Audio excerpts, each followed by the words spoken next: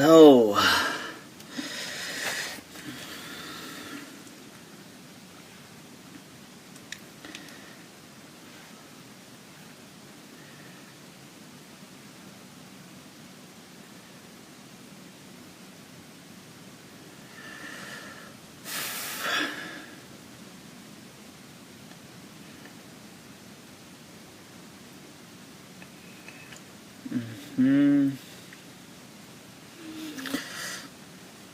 Assalamu alaikum wa rahmatullahi ta'ala. Saqib. Alright, personal trainers in the house. Ustad Ahmed Sadiq. Alaikum assalam, people. Alright. Let me...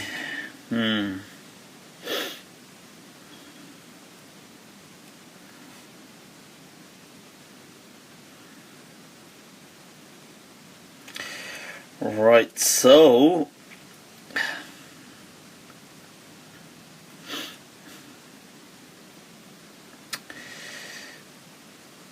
I'm just trying to bring up these questions.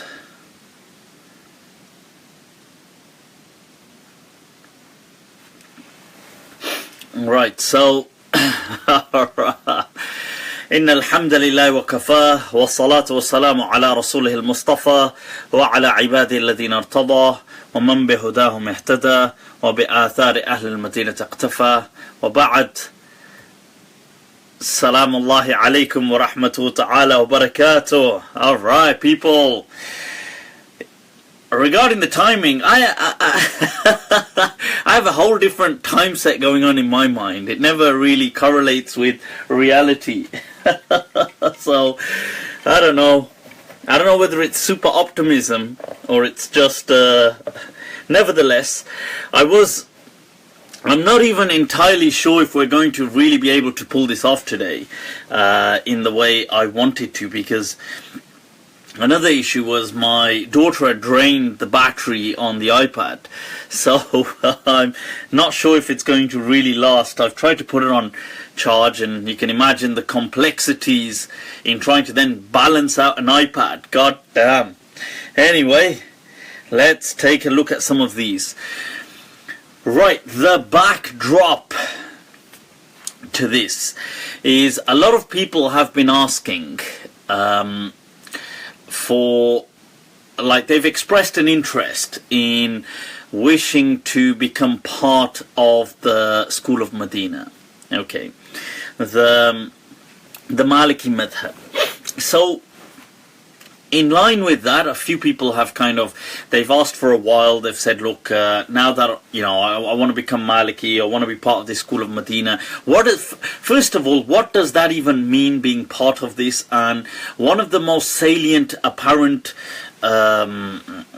phenomenon that come to mind is the prayer. So how would I pray? Why? How is it different?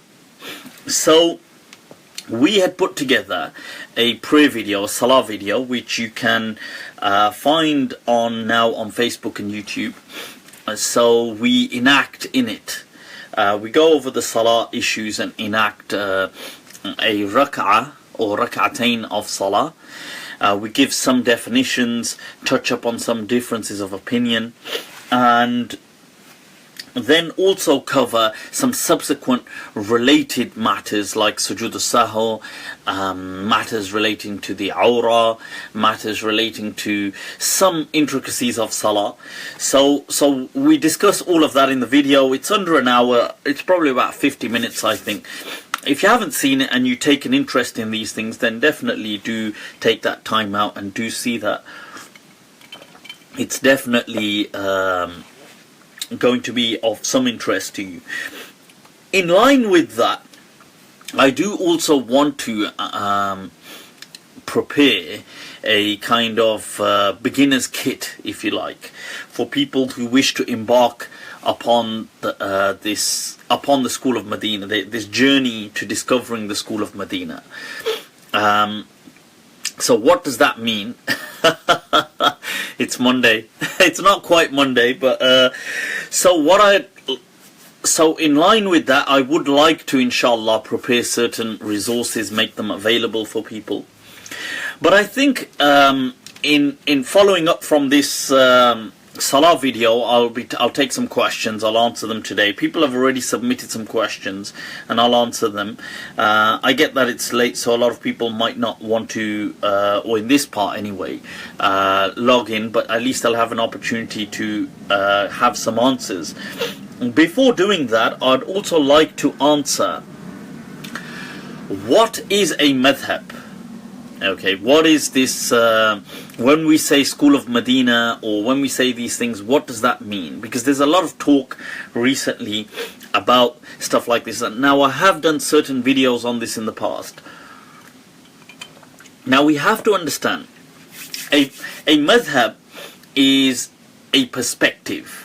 It's a way of looking at what Islam is saying. When we say Islam, we mean Islam applied. Anything to do with Islam applied, as in it's a practical Islam, that is fiqh. Okay, so fiqh is any aspect that is enacted, or that is not simply a belief. So you have theology, which is to do with what you believe, what we believe. We don't necessarily act on it. So believing Allah is one is not an, I mean, whether technically, I'm just trying to keep it very simple, is not an action. Technically, I mean, I know people might get into this whole thing, is thought an action or not, but I'm not trying to delve that deep right now. I'm just trying to, it ain't that deep, fam. So right now, I'm just trying to say, well, look, you've got something at a mental level, and you've got something which is then practiced. So the first pillar of Islam, Shahadatu Allah ilaha illallah, I suppose it has the verbalizing aspect to it, but beyond that, at a belief level, it's abstract. And then you have things which you practice. Now, anything that governs, that looks at, Alaykum Salam, anything that looks at how we practice anything in Islam is called fiqh. And the things that then pass, the way we interpret and give rulings, this is a school of law, or this is what we call a madhhab or a fiqh. Okay, now you have to understand, in the time of the Prophet ﷺ, differences had already begun. Anybody who tells you right, that anybody who tells you that, look, it's one deen, one Islam, there should always be one perspective, is either unfortunately mentally retarded, or is just conning you. Right, they are either deluded themselves. I'll add a middle layer. They're either mentally handicapped, unfortunately, and so may Allah have mercy on them. They don't understand the complexities of the world. Or two, they are deluded, right? Or three, that they are simply conning you. Because that's not how the world works. Okay, the world, Islam is full of diversity from the very get-go. It's had diversity. So in the time of the Prophet ﷺ, a good example is in the time of the Prophet ﷺ, when the Prophet said to to his companions, okay, I'll meet you all in Bani Qurayza, in this place. And then he said, listen, nobody pray until we get there. Right, now, so they said that's fine. Now obviously it's like, think of it like this, like we all get in our cars and we all drive off. Yeah, think of it like that. Obviously they didn't do that, but they did a similar thing, got on their horses, horseback, camelback, whatever, and just broke off and just went their own way and just got there. That's exactly what it was like. So naturally you're going to get some people who are going to take more time than others. So there starts to be a delay. And people think, oh my God, we're going to miss the time of Asr. And this hadith is in Sahih Bukhari, by the way. Now, so a group of people say, well, what should we do?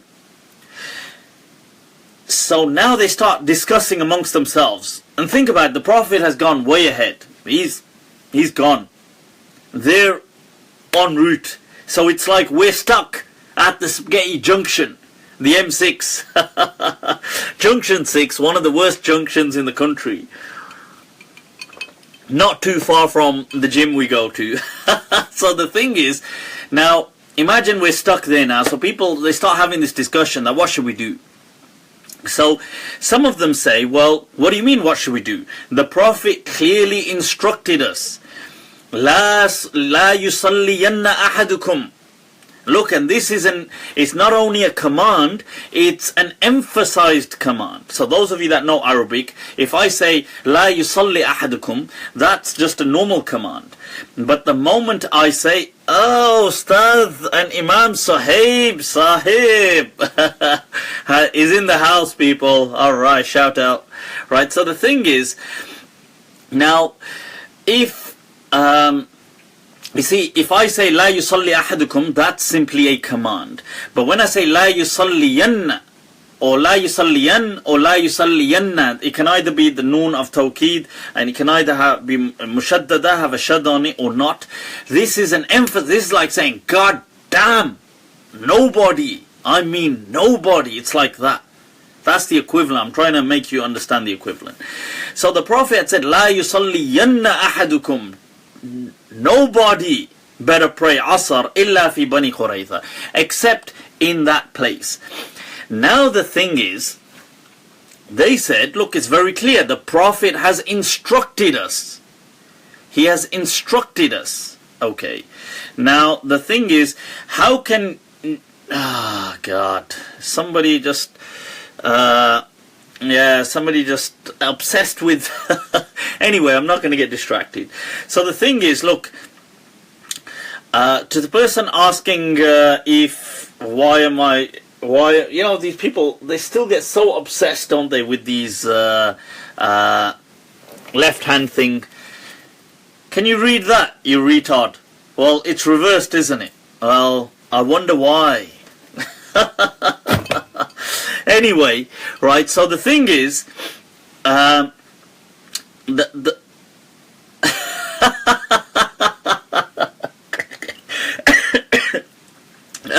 why are all your books backwards? Fear Allah. Right, so that's got to be the best comment of the day, that is. Right, so the thing is now, so imagine you've got a clear hadith from the Prophet ﷺ. Can you go against this hadith? We've got a clear hadith. The Prophet has not only said it, he said it with emphasis. He didn't just say, hey, don't, I don't think you should pray. He said, don't, like with emphasis. So the thing was, well, they said, look, this is very clear. We're going to pray. We don't care if we miss Asr, because the Prophet said don't pray Asr unless you're in that place. Another group of the companions said, but what were his objectives? They said his objectives weren't that we should miss Asr. His objectives were, he said that, trying to make us hurry up. He said, لا يصلين أحدكم صلاة العصر إلا في بني قريظة. What he meant was, by saying this, he's using religious speak so we can hurry up and we don't take long. Now look at what they were doing. The Prophet had not only given an instruction, he had emphasized the instruction. That لا يصلين. But yet, they were going beyond his words. They were saying, nah, but what do you think he really meant? He didn't even mean anything to do with religion. Now let's look at the ta'wil. He didn't even mean anything to do with religion. He just simply used religious rhetoric so we hurry up. Now, so a group of this group, the latter group, prayed. And the former group said, no, the Prophet emphasized, we stop with the word.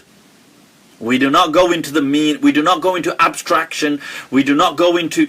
Then they get to the destination. They tell the Prophet ﷺ, and the Prophet does not correct nor invalidate another. He doesn't say you were right, you were wrong. He simply says that إِذَا اجْتَهَدْ أَحَدُكُمْ, if one of you tries to do ijtihad in the deen, you try to arrive at an answer, and they say ijtihad is badlul wasa', it is exhausting your capacity to arrive at hukm Allah, to arrive at the commandment of Allah in this particular thing. So the Prophet said, if one of you does ijtihad, then Sheikh Muhammad Abdul Awwal in the house, people, any of the mashayikh that come on, have to give him a shout. Sheikh Abdul Awwal was one of my compadres when we used to study in Karachi, Pakistan. Alright. Right, so the thing is now, so this thing, right, now the Prophet ﷺ, he said, look, if you do ijtihad, if you make a mistake, you'll still get a reward, and if you get it right, you'll get double the reward. Here ulama disagreed that is a mujtahid, somebody who does ijtihad, ever wrong, or is he always right? And that's a difference of opinion amongst the scholars, but they all agreed that a mujtahid will have will be rewarded in his action. What's more important than all of that right now is to show you people the perspective of thought. That some people had an outlook where they were saying that the words of the Prophet, this religious speak, was only a way to seek an alternative instruction.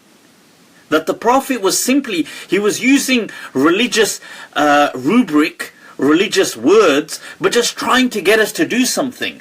We shouldn't always stick with the meaning, the literal, the text, but we should try to see the maqasid, the objectives of what the Prophet ﷺ was trying to get us to do. Mufti Wasim Sahib, ahlan wa sahlan, marhaban bikum, shukran wa tasharrafna bihudurikum. So the thing is, now this is what madhabs are like. Madhabs are schools which basically they are an outlook at the Sharia. Some are more literal than others. Some are more kind of holistically concerned.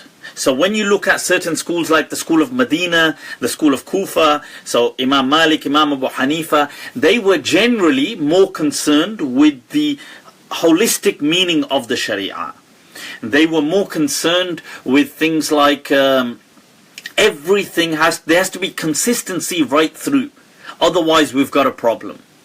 Houston, we have a problem. That's what it was like. So the thing is, you see, if one thing was out of place, then there's a problem. So it's like when the hadith comes, I tell you, ice, people, ice. Nothing quite like it. So the thing is now, you see, so when the hadith comes, which is in Sahih Muslim, that the woman asks about either doing the Hajj on behalf of her father, or better still, when she asks, when the child asks, not child, but when somebody asks that can they fast on behalf of the father, and the Prophet ﷺ says yes. The problem here is that the Prophet doesn't say yes. He says, if your father had a debt, would you repay it? And the person says yes. And then the Prophet says, well, Dainullahi ahaqqu an yuqda, then the debt of Allah is more deserving that you pay that. So he didn't clearly answer yes, he answered in this kind of parable, if you like. Now, the thing is, here the school of Medina and the school of Kufa, they said, well, this is a problem because we have no other parallel in the Sharia where you can do something on behalf of somebody else. So you can't pray on behalf of somebody else. So you shouldn't be able to fast on behalf of somebody. You can't do wudu on behalf of somebody else. You can't do certain other things. So Sawm, fasting, has an alternative to it, which is a kafara, which is a debt. So you can pay. And so this must mean that you can pay on behalf of somebody. Now the Shafi'i madhab, consistency, holistic consistency is not necessary. The exception is a new rule in itself. That's an outlook. Some people are like this. So I'm trying to show you the differences in the schools of law in the way they look at things. Then you could say the Hanafi and the Maliki, although they are similar in wanting holistic consistency, they further split. The Maliki Madhhab is very concerned with maslahah, with welfare, and making sure that welfare is always paramount.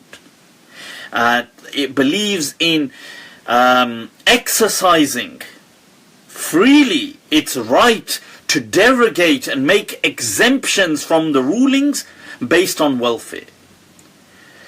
The Hanafi Madhhab it exercises it, but not as freely as the school of Medina. So you start to see a difference in outlook. So these schools of law are like personalities. They're like people, and sometimes your personality will correlate, it will gel with the personality of a madhab. And that, people, is awesome when that happens. And this kind of insijam, look at that, look at the word insijam. Right, that's what I'm talking about, jam, when it jams through insijam, it really puts you at harmony. Okay, now I have to say that I personally, the school of Medina was something that the more I learnt, the more I saw this insijam, this kind of this harmonizing kind of element with my own nature. So I saw it kind of really, wow, that this is how, like sometimes, imagine I was learning a ruling and I've not yet arrived at the answer, and I've just thought, well, you know what, I would think this is how this ruling ought to be. And now I'm reading up on it.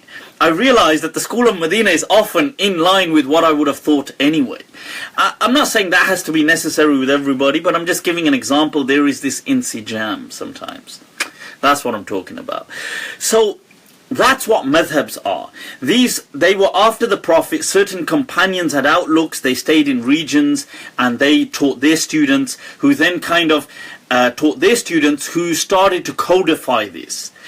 In early Islam, although there was traveling and there was a cosmopolitan kind of culture, but it wasn't as vast as it became later on. Later on, this culture became incredibly cosmopolitan. So in the early days, it was still easy to recognize madhabs by regions. So the people of Medina had a particular way of looking at things. The people of Iraq had a particular way of looking at things. Around Imam Shafi'i's time, things start to change a bit. So the Salaf, I consider the Salaf to be the Sahaba, their students and their students, the Tabi'een and the Atba'ut Tabi'een. So Imam Shafi doesn't actually make that. He meets some of them. That kind of ends with Imam Malik's generation, but he's very junior to them, but he meets them, but he's not part of them. So he doesn't meet any of the actual Tabi'een. Now, the thing is, in Imam Shafi'i's time, so he's born 150 Hijri, he's actually born the year Imam Abu Hanifa passes away. Now, during that time, as he's growing up, the Abbasid kind of culture, there's a lot more migration taking place. So people start to move away from this. Some people do stay with this whole, we're sticking, with this is Medina, this is Kufa, but there's a lot more metropolitan thought taking place. And Imam Shafi'i also, I've done a video on this before, and it's a discussion between me and Mufti Muntasir of New York, where I discuss some of the reasons why I think what led Imam Shafi'i to his thought of de-regionalizing fiqh, where he felt fiqh should not reflect a region, and we can just go straight to the ultimate authority should no longer be the region. It should be just this chain, isnad. And that's a kind of radical shift that takes place. Almost you can call it a Copernican moment, really, like how Copernicus kind of shifts this whole thing to do with the astronomy. It's in that way, it's such a shift within the thought of fiqh and jurisprudence within Islam. Anyway, moving on, people. The thing is, so that's what madhabs are. Madhabs within themselves have great diversity as well. So the school of Medina had many sub-schools. In fact, it's probably one of the most diverse madhabs that we have today, because there was the original sub-school of Medina where Imam Malik's immediate students remained, and there was Iraq, became a sub-school. You had people like Qadi Ismail, who was a Don, one of my all-time favorite scholars really. He infused life into the school of Medina in Iraq and produced some legends. I mean, he set up the school of Medina in Iraq for at least another 200 years after him. Absolutely love him, Qadi Ismail. Now the thing is, so you have that school of Medina. He has some very peculiar positions in Salah actually, and the Iraqi school does, and him as well. And one of them, and some people have been asking, is about awrah and not covering the awrah and stuff like this has nothing to do with Salah, according to the Iraqi Maliki, especially Qadi Ismail, and that it's a separate independent obligation that Muslims have, which is nothing to do with their salah. So if a person even prayed naked, technically his prayer would still be valid, although he may be committing a sin if there were people present and stuff like this. So he had a very different way of looking at things. So you had this kind of sub-school, this Iraqi school. You had the Egyptian sub-school. You had the Maghribis, the Maghariba, and the Andalusis, and the Spanish kind of Muslims. And these were all Maliki sub-schools that had a very different way of looking at things. So you start seeing a lot of the Andalusis were very kind of had this hadithi approach. A lot of the Iraqis had this usuli approach, because they lived with a lot of Hanafis and things like this. And you start to see this whole, but there's this huge respect with each other. They don't diss each other's opinions. Now, so I'm trying to show you this diversity. There's an interesting question here. What is it that makes you have allegiance to one madhab? People have asked, must I follow one madhab? Okay. Now,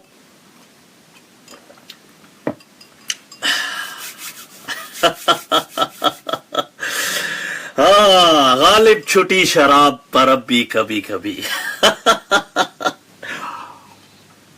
The thing is, you see, must I follow one madhab? This is an interesting question. First of all, you see, we're going to have to zoom out and then zoom in. Okay.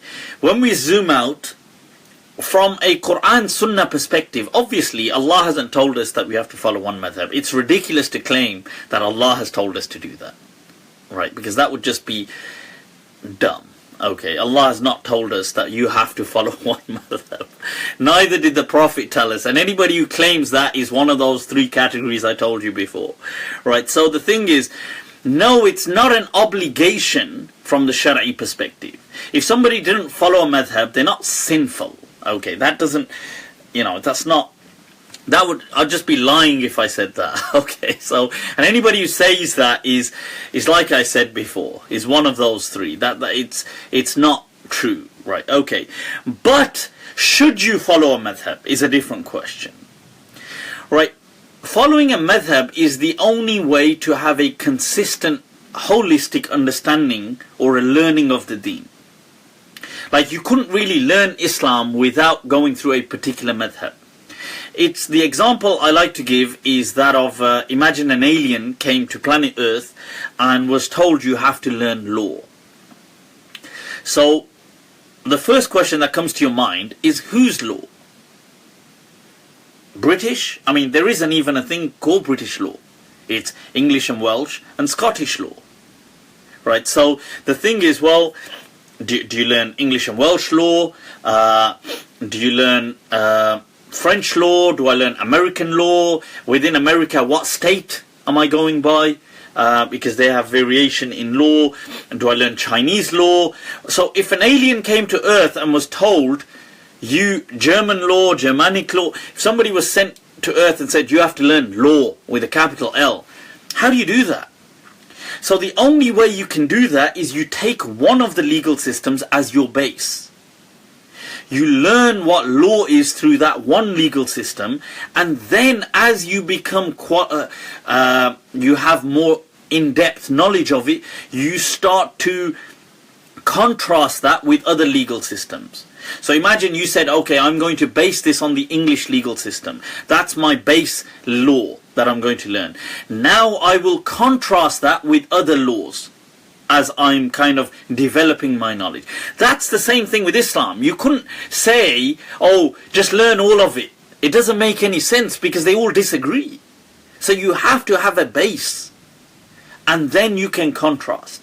So anybody who's taking applied Islam seriously needs to learn a madhab in order to have a consistent and sound understanding. Otherwise they wouldn't know what they're practicing.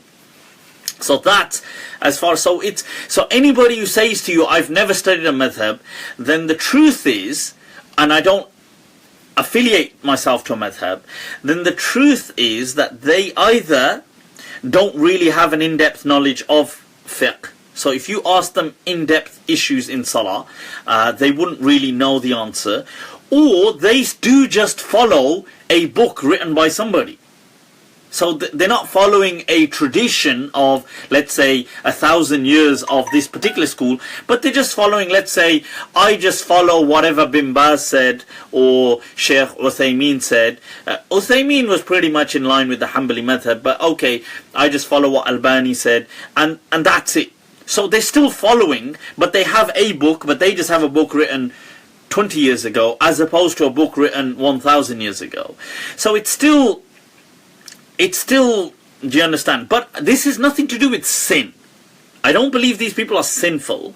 That would be silly, and that would be just, attributing lies to Allah. And Allah says, وَتَقُولُوا لِمَا تَصِفُ أَلْسِنَتكُمُ الْكَذِبْ هَذَا حَلَالٌ وَهَذَا حَرَامٌ. Do not say this is halal, haram, and lie, and attribute lies to Allah. Allah has not said that's haram. So I don't have the right to say that's haram.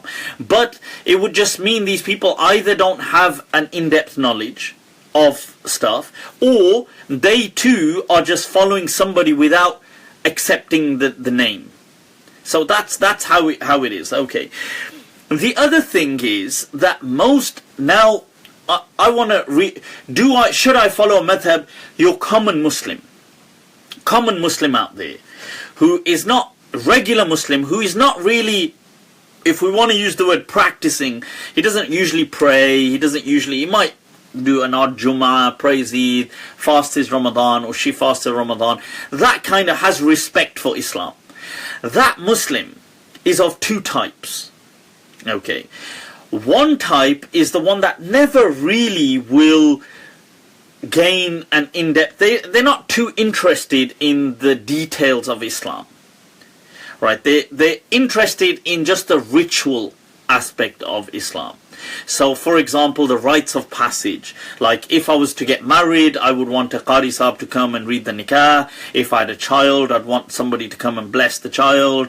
If whatever that means. But if I was going through a talaq, I'd want to know, okay, how do I do this? If somebody died, I'd want somebody to come and read the janazah. That kind of stuff. In my life, when I grow older, I don't mind doing hajj. I fast Ramadan, and I pray my Taraweeh sometimes. That kind of Muslim, who at a mental level, that's the majority of Muslims, but but the one at a mental level who finds himself, and I'm not saying this to diss them, I'm just saying this as a descriptive data, who finds themselves disinterested in the kind of intellectual offerings of the religion. Like they're not interested in religion at an intellectual level. They see religion just for ceremonies and rituals. For these people, madhabs are irrelevant. They carry no bearing. These people do not need to follow madhab. They do not need to claim allegiance to a madhab. They do not need to do anything like it's okay for them that whenever they need a ceremony, they will just reach out to whoever is available.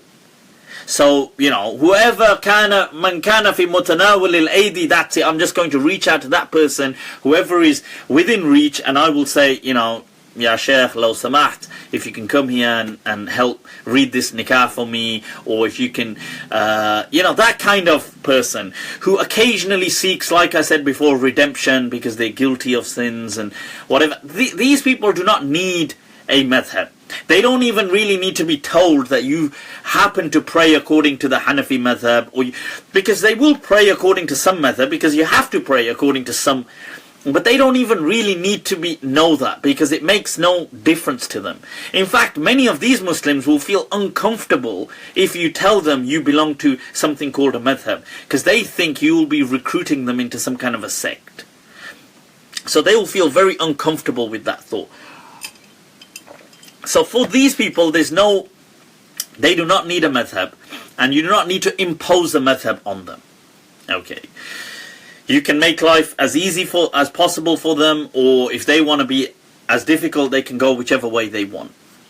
Right. Now, the other thing, then there's a group amongst, that's a band or within this spectrum of regular Muslims. Then there's another band within this spectrum of Muslims who don't really pray, who don't really do things. I mean, they do one-off kind of prayer, but they have an interest in what the religion has to offer at an intellectual level. Like, they are fascinated. They want, they find it this kind of engagement that they want to know. They may not pray 5 times a day. They may be trying. They may like to want to pray 5 times a day, but they are also interested right.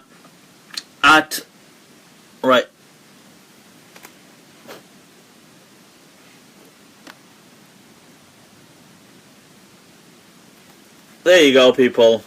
Blocked him.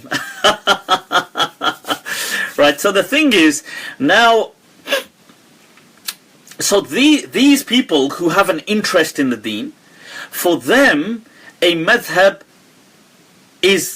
can be important. I mean, it can play an important role. It gives them that they can have an allegiance to a madhab.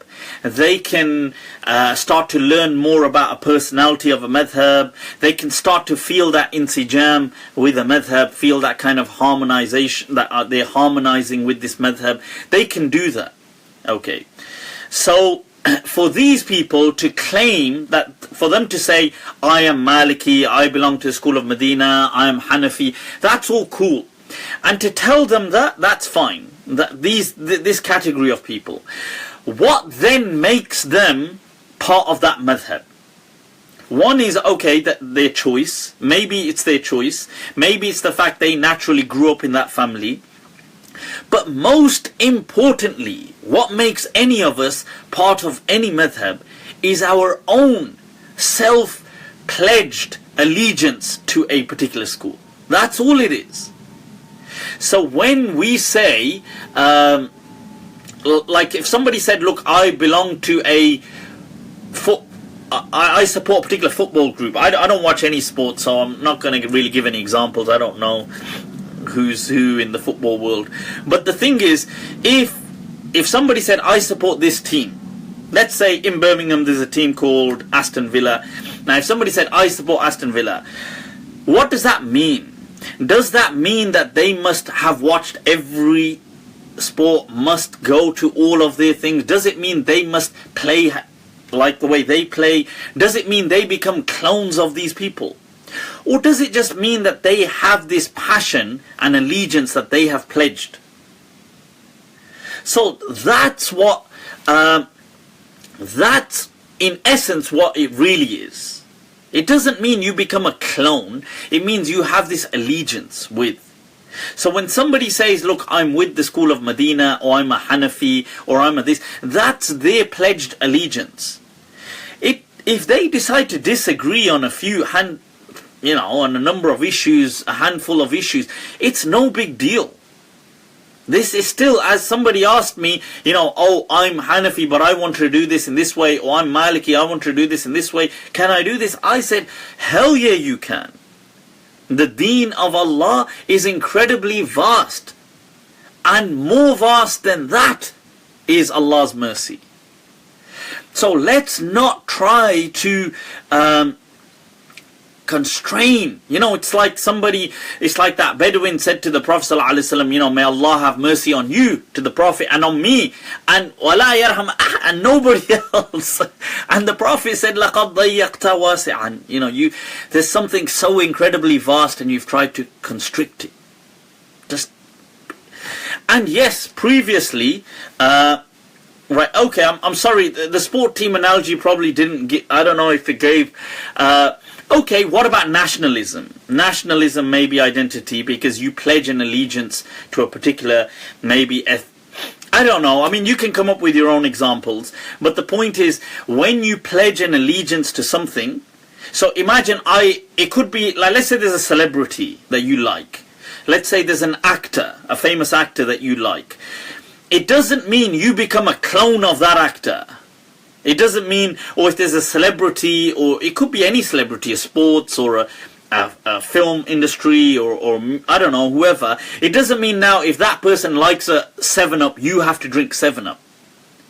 What I'm trying to say is allegiance does not equate to symmetry. Okay. It more equates to passion. So where you place your passion, it's not about you become a clone. People today think, oh, when you're in the Hanafi Madhhab, I've locked him in. I've got him. Got him. It's like, you know, you've got in, now there's no getting out. Just relax, people. Yeah, you know, like, I'll give you an example. There'll be something like a fiqh book, like let's say, I don't know, a fiqh book may contain something like 40,000 masail in there, like an expansive one. Let's say 40 to 50,000 masail, even if you cover 10,000 masail within fiqh. So you disagreed on 5, so you disagreed on 10, so you disagreed on 20. That's negligible. I mean, you concurred on over, you know, 9,990. I mean, what, you know, that's, so my point is that it's not symmetry. People think that submission is symmetry, that you become a clone and you just reflect entirely. No, you bring something, you know, you can choose on little issues. Anyway, so I wanted to get that out the way, to clarify that yes, you can, yes, you can, you know, take different masail from different people, and no selecting ease, and I'll do something on this much later on, inshallah, in much better quality. But this is a deen of ease, and choosing ease is not following desires. Okay, following desires is debunking religion altogether. If you were to follow your desires, you know, people say, oh, can I combine the prayers? Oh my God, he's following desires. I don't think you fully understand what desires are, because you must have some boring bloody desires if your desires are telling you to pray. I mean, you have not seen the wild side, my friend. If your desires are telling you that, I know, I'll combine the prayers, like, oh my God, that's my desires. You've got nothing to worry about, my friend, in life, if that's what your desires tell you. What Imam Malik's teacher said. Now that was desires. When Imam Malik's teacher was asked, he said, if you saw me in action, he said, you would think, إِنَّهُ لَا يُؤْمِنُ بِاللَّهِ الْعَظِيمِ. You would think this person doesn't even believe in Allah. You, my friend, for wanting to combine prayers and thinking that is desires, or wanting to, I don't know, can I, some people say I want to wipe over socks, or I want to do this. This isn't desires. This, what kind of pathetic, nerd-like desires are they? I mean, that's a shame. That's like, you haven't even, I can't even go in. So, you know, people who drop all this kind of guilt trip, they try to guilt trip people. Oh my God, you're following desires. Oh my God, oh my God. All they're doing, people, is exercising control. And the irony is they are actually exercising their desires to exert control on you. So be wary when people start doing all of that kind of stuff. Because the irony is, when they tell you to not do things like that, that is following desires, they in essence are actually following their own subconscious desire to exert control on and authority on people. That's all they're doing at a subconscious level. Anyway, now let's get on to some of this question, and I'll conclude that section with a hadith of the Prophet ﷺ, which is in Musnad of Ahmad, that he said, Inna khayra dinikum aysaruhum. And he said it 3 times. Inna khayra dinikum aysaruhu, inna khayra dinikum aysaruhu. He said the best of your deen is that which is of ease. The best of your deen is that which is of ease. The best of your deen is that which is of ease. And he said in another hadith, ad-deenu yusr, that this deen, this whole deen is ease. Right. So, and I'm not picking on any particular madhab when I'm saying these are the words of the Prophet ﷺ. Okay, I'll give you the words of Allah, that Allah says that in the Quran that لا يريد الله بكم العسر. Allah does not want difficulty with you. ويريد بكم اليسر. And Allah wants ease for you. This is what Allah has said in the Quran. This is what the Messenger of Allah ﷺ has said. So then people say, oh, he says the deen is of ease. I don't say it. Allah has said it. The Prophet said it. They say, oh, but if it's of ease, then I don't want to pray. You know, the problem is people, they take the argument ad absurdum. Like, oh, then I don't want to pray, then I don't want to pray, then I don't want to pray. Look, okay, don't pray. I mean, you're not doing any favor on me by praying. But secondly, the thing is, really, out of all of your day, what is that not ease?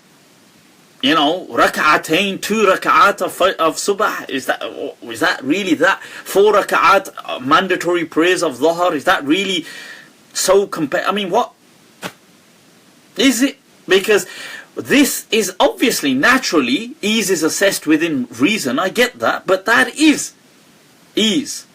I mean, I would think I'm a very easygoing guy, and I would assess that as ease. You know, that's not asking for 5 minutes out of 5 hours, is not really much. So ease, so people say, oh my God. You see, this whole legacy is our deen. So when you find something based on maslahah, when I gave these, sometimes I've given fatwa, people have asked me about certain things, combining prayers, and I've given certain rulings, and people flip. I've only given rulings what scholars within Islam have already said from the golden era, from the Salaf. Okay. Right, okay. Can Fard Salah be done sitting without any reason except feeling lazy? No, it cannot. Okay, because one of the obligatory actions within Salah, you have certain obligatory actions, and the actions are qiyam, like standing is one, ruku', okay, obviously standing out of ruku', sujood, getting out of sujood, and the final sitting, okay, and so that's the mandatory actions. And then you have the verbalize certain kind of verbal actions, if you like, and that is the takbir, the recitation, and the salam. Okay, so these are the mandatory actions. By recitation, I mean the recitation of Fatiha. Right, so Omar Halak giving a proper shout out there, shukran. Gotta say, you know, these surnames, Al-Halak, see, this is like one of the classical Hattab, and you know, like the classical fuqaha of these kind of solid surnames. Looking for, okay, what, you didn't know what Dragon Ball Super was. I don't know what Dragon Ball Super is, I'm sorry. It is a cartoon, okay, containing shirk. Okay, it gets better. So, it's an anime. Could you tell me if it's allowed to watch or not? You can watch it. Okay, there's no big deal. I mean, by watching a cartoon, you're not going to become a mushrik. It's alright, people, chill out. Let's not superimpose Islam on cartoons as well now, for God's sake. It's going to really... Right, this thing of can cotton wool socks be wiped in wudu? Now, The majority of the people there is a split. The majority did not feel that you could wipe over kind of just cotton or regular socks. They restricted the ruling to leather socks. Okay, especially the school of Medina was quite strict in that. Other schools were less strict. The Hanafi school was less strict because Abu Yusuf and Muhammad said it doesn't have to be leather. It could be anything that, as long as it's thick enough to kind of walk in. And the irony is today, a lot of people made a big deal. In fact, I would recommend that there's a very lengthy explanation given to this by Ustad Salman Yunus, and it's on his Facebook page, so you can check it out. He gave very lengthy kind of in-depth analysis because highlighting obviously this issue, and within the Hanafi Madhhab especially, that yes, Imam Muhammad and the Sahibain are Imam Muhammad and Abu Yusuf. So in the Hanafi Madhhab, when they say Shaykhain, they're talking about Abu Hanifa and Abu Yusuf, and when they say Sahibain, they're talking about Abu Yusuf and Imam Muhammad, and if they say Tarafain, they're talking about Imam Abu Hanifa and Imam Muhammad. That's their kind of nomenclature, people, the terminology, the tag names, right? So they tag them. So the thing is, now the Hanbali madhab has been most lenient out of all the madhabs on this matter. And they have also allowed other things like wiping over the khimar for women, and they've allowed things like that. And Ibn Hazm was obviously very lenient on that as well. He says that he doesn't believe that there was any clear restriction. So the debate on this is, you see, what it is that the Prophet ﷺ never said explicitly and in a very clear-cut, authentic, that you cannot wipe on any socks other than leather. He never said it like that. What happened is that the Prophet had said, the Prophet led by example. Now, he wiped over khuffain, leather socks. Now, and then in some riwayat over, they say Jawrabain, but then they say, these Jawrabain had, there's some ikhtilaf in the riwayat, but the most authentic riwayat narrations are over khuffain, leather socks. So what the general scholars did is they said, since this is a rukhsa, this is a dispensation, we're going to restrict it to its description. So it came in, so the real ruling is to wash your feet. The Prophet wiped over leather socks. We never authentically could verify he wiped over any other socks, so we're going to restrict it to leather socks. That's the kind of the mechanics that was at play. So other people said, well, actually, did he do that because leather socks happened to be the general thing that was available, or that made sense in his time? Or did he do that for a religious reason? Now, some people said, well, he never highlighted that this was for a religious reason, therefore it should apply to any socks. And this is the discussion that Ibn Hazm goes into. So he says, even if socks were made out of anything, even glass, or even, he says, if you made them out of anything, that they're socks and the Prophet wiped over them. So what's the difference? That his socks were made out of this, your socks are made out of this. And that is the thinking that some of these scholars have taken. You see, my point is that although the school of Medina generally has been probably the most strictest on this issue out of the madhabs, that look,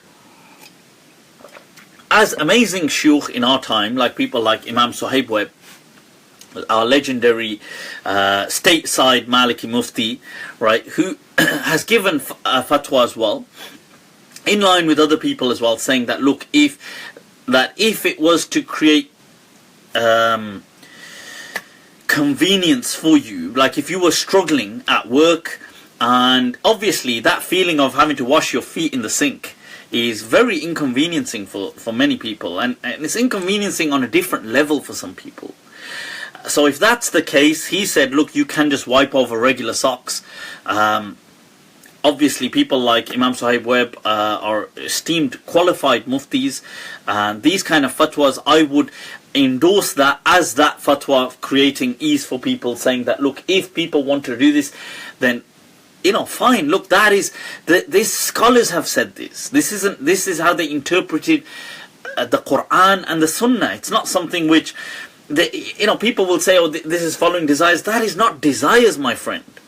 Desires is getting high on cocaine and drinking alcohol. That is desires. It's forgetting the world. Is immersing yourself in deep, sensual kind of gratification. That is desires. This is not desires, my friend.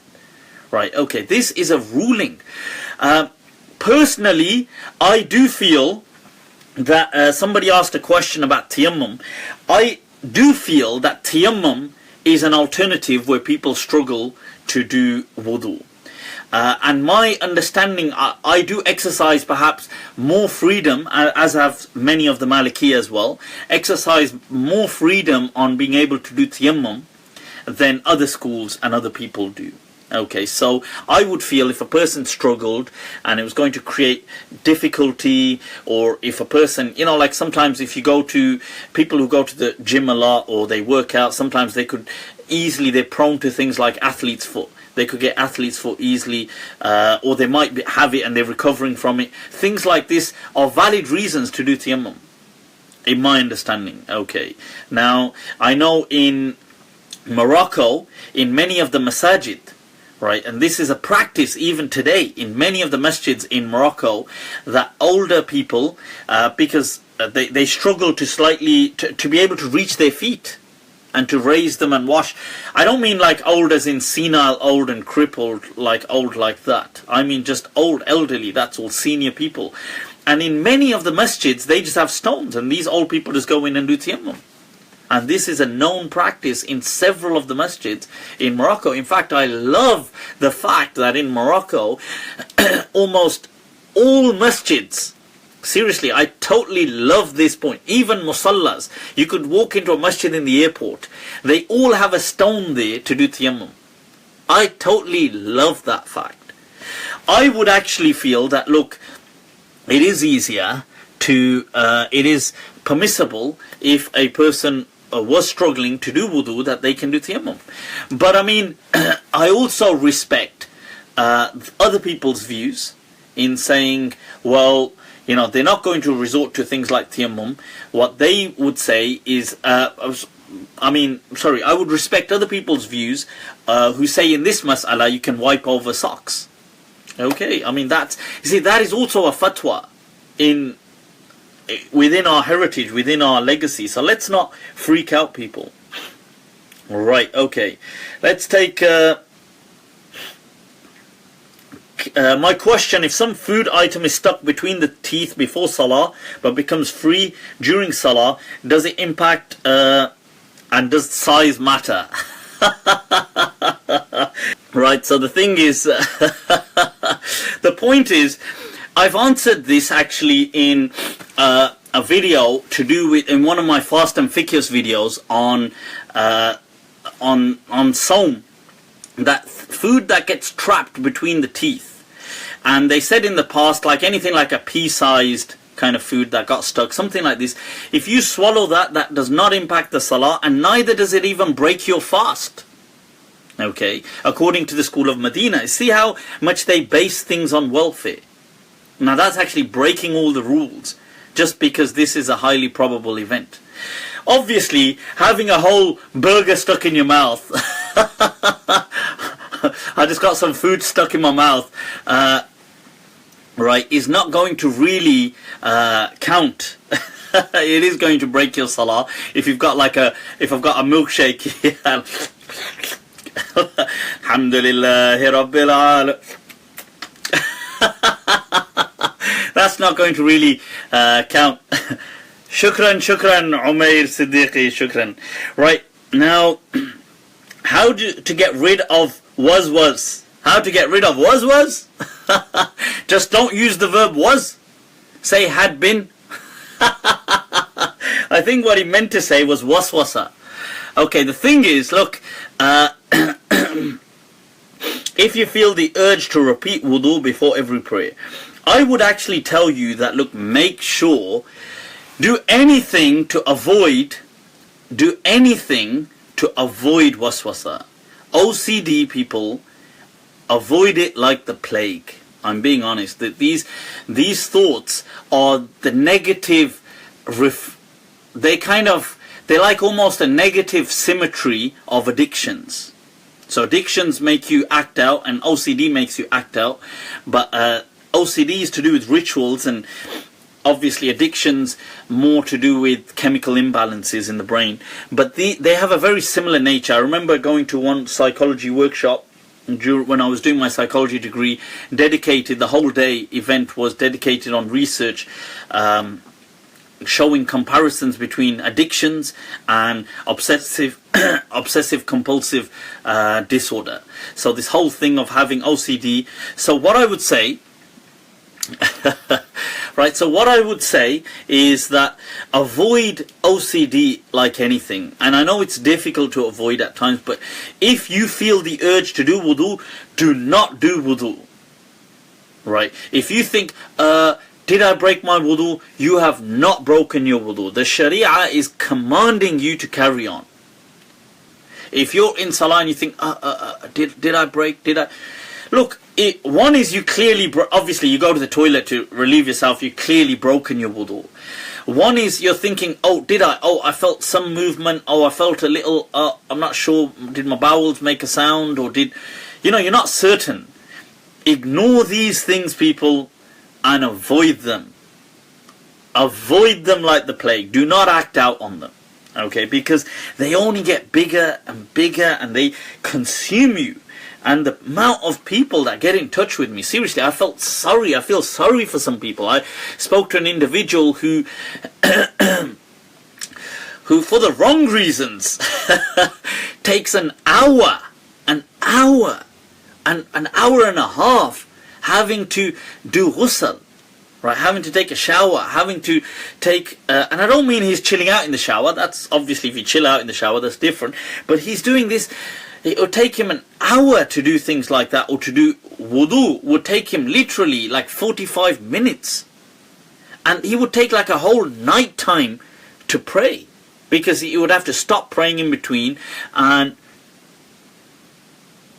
right, so the thing is, so the whole point is, what would you, it's not that he's praying so much, it's just he's having to repeat his prayers. So avoid these things like the plague, people. Do not give in to waswasah.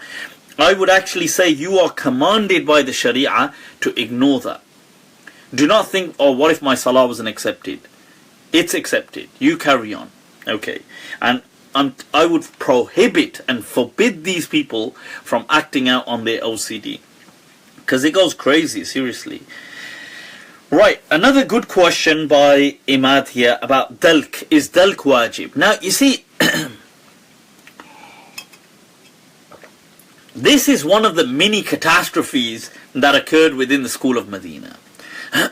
Seriously. One of the mini catastrophes that was, in my understanding, completely misconstrued. And, sometimes when something begins and now it's just too late. It's like, now we've done too much now, so let's just go with it now. Let's just roll with it, people. It's like, well, it's like one of those scenarios. That's exactly what happened. What does Dalk mean? Dalk means a wiping, or people translate as a rubbing. God damn the amount of damage this mas'ala has done to people. And this follows on from the OCD mas'ala, because this has led into immense OCD, development of OCD. It's led to OCD on steroids with people. People, what does Dalk mean? Dalk actually means like udalliku shay. Okay, so like this, I'm wiping over. Right, so this, people, is a wiping over, right? What is OCD? It's not OCB. OCD is obsessive compulsive kind of thoughts, disorders, where you get like a mental disorder that you constantly, you get people that are obsessed about these kind of, it's usually to do with rituals or hygiene, like, did I wash my hands? Did I wash my hands? Did I wash my hands? Or people who do wudu and say, I think I left a spot. No, I think I still left a spot. And then they're about to pray and they go, I think I left a spot. They go, and then they're praying in the second rak'ah and they go, I left a spot. Astaghfirullah, it literally is a curse for these people. So they have to fight it. You have to do the opposite.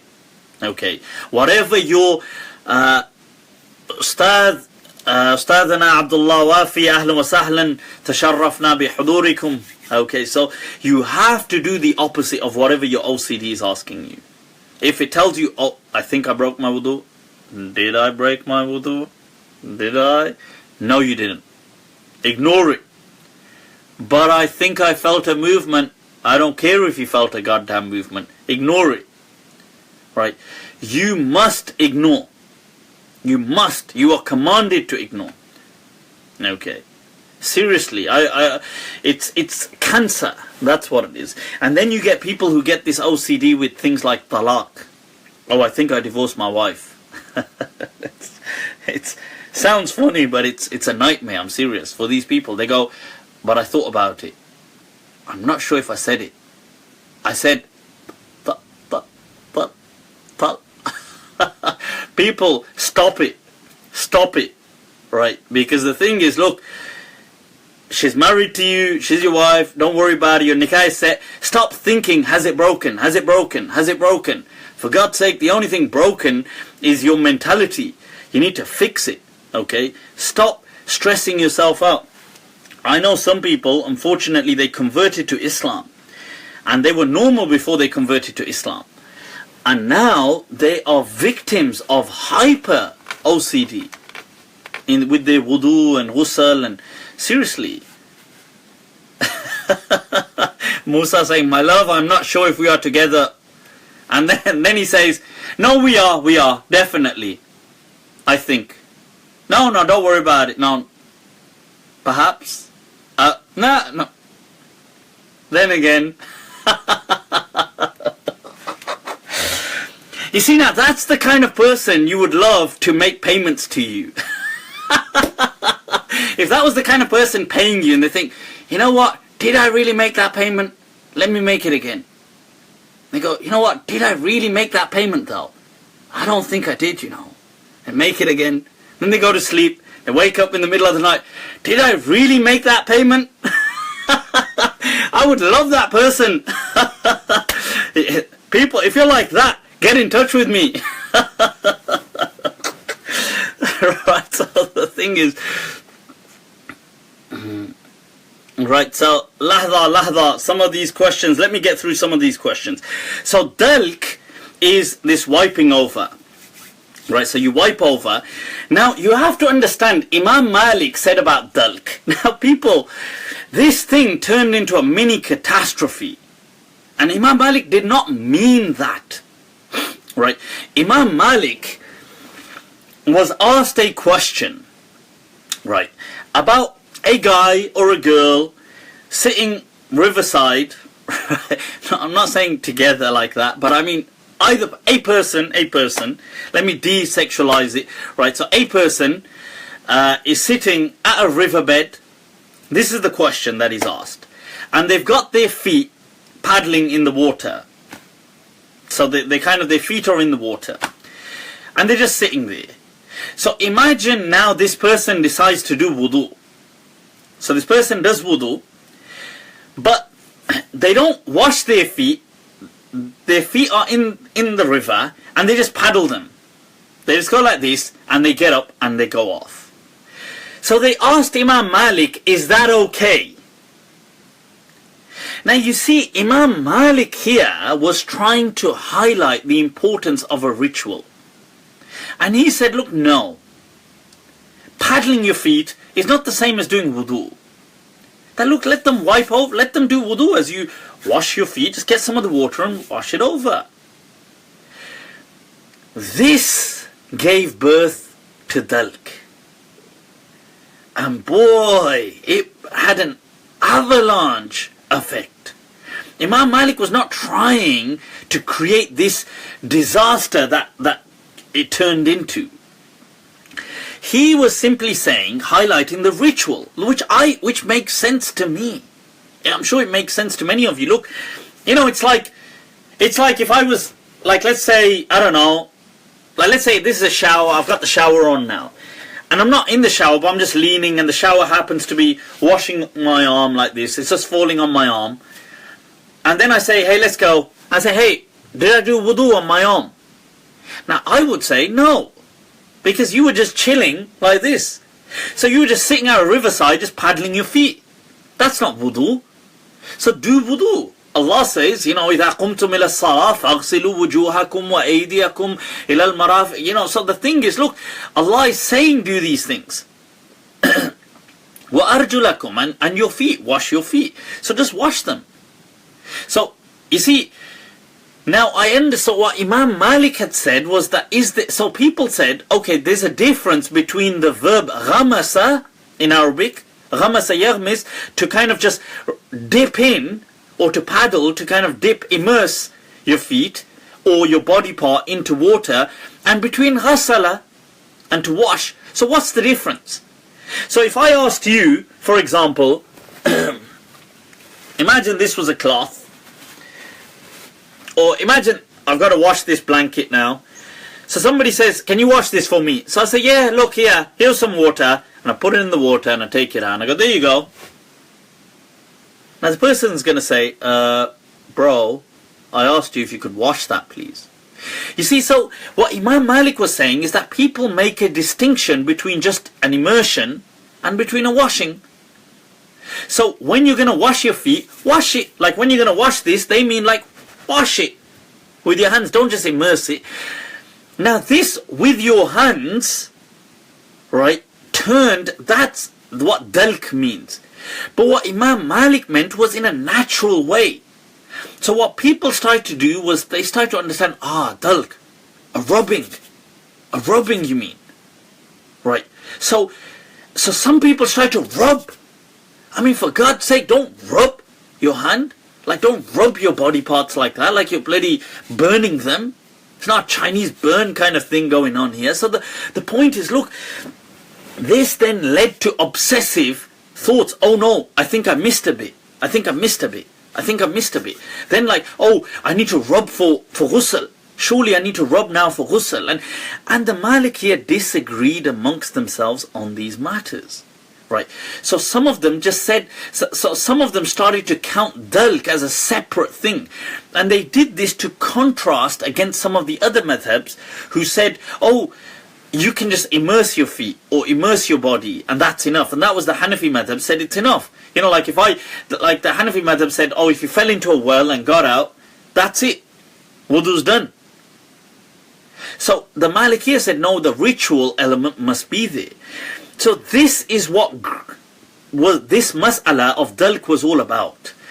So I would say to people, look, yes, I totally agree and I'm with Imam Malik and I totally endorse that understanding that there is a distinction between immersion and washing. I recognize that distinction. Some people may disagree with me, that's fine. I would say, but keep it natural. When you wash, like when I say to you, wash your face. When you wake up, you wash your face. Do you wash your face by going like this, like, just... No, most people will wipe their face. It's natural. Do you rub the hell out of your face? No, you don't. I mean, okay, most people don't, I think. Right, I don't. But the point is, so, just keep it natural. Don't get obsessive. Don't get... And some of the... Seriously, this has become a mini catastrophe. So I would say, look, avoid any obsessive stuff. When you're taking a shower, the same thing. Dalk, this is just a natural wiping. It's not this obsessive kind of thing. Okay, so just to answer that, is Dalk wajib? Dalk wajib, yes, but in this context, meaning to distinguish it from just immersion. Just being immersed, plunging into water and out, washing. So Dalk is wajib so as much as to make the verb washing a real verb. Okay? You know, I swear some people might as well use sandpaper. And the way they... is it okay to take a shower for Janabah? Yes, you can take a shower for Janabah. Just shower up. And you know, the way the fuqaha have said in the past, look, oh, watch over this, make sure you get between all the, you know, all these parts and you don't miss a part. And look, this is, yes, it is true, but keep it all natural. You have to remember the people who embraced Islam in the Prophet's time. The Prophet told them, hey, go do ghusl, wash, اغتسل. Take this, he said to them, you know, take this bucket of water. You know, he said to them, take هذا, you know, خذ هذا الذنوب من الماء واغتسل. And they would go and they would just, they wouldn't get obsessive about like, oh, and let me do this, and oh, but I think I missed a bit, and I think I did this, and look, just wash naturally. How do you think the Sahaba used to do it? They weren't like spending an hour under showers. I mean, they didn't even have that kind of water available. They just did it natural. Do you know, let me tell you something. Do you know what the Prophet ﷺ used to do ghusl out of? Right, out of a sa', which is a measurement, a scale. This people, you know, if you put both hands together, this people is approximately what the scale a mud was called. Okay, a mud. That's one mud. Right, they say that the Prophet ﷺ would do wudu with a mud amount of water. Now, how's that? How about that? How about that? So the thing is, look, seriously, that's what the Prophet, and we would, like, think about it, that's what we throw on our face. That mud. And 4 or maximum 5 of these is what makes 1 sa'. Right, 5 of these, maybe tops. What is that going to be? What, a litre? Most 1.5 litres. What is it going to be really? That's it. 4, some people said 5. That's what the Prophet would use for ghusl. A sa'. You do his whole ghusl with that. Now tell me, how the hell are you going to get this obsessive kind of thing? Because it wasn't obsessive. It was just natural. Look, just throw water over yourself. You're under the shower. Just wash. The main thing is you've washed. Alhamdulillah. Praise Allah. All is done. Right? So you don't need to be... And I would actually advise people to avoid being obsessive. Can you delay Maghrib Salah if food is served? Yes, you can. And the hadith, the Prophet ﷺ said, إِذَا حَضَرَ الْعَشَاء وَالْعِشَاء فَقَدِّمُوا الْعَشَاء or فَابْدَعُوا بِالْعَشَاء. That begin with food, the hadith said. And according to that, people like Ibn Hazm actually said it was haram.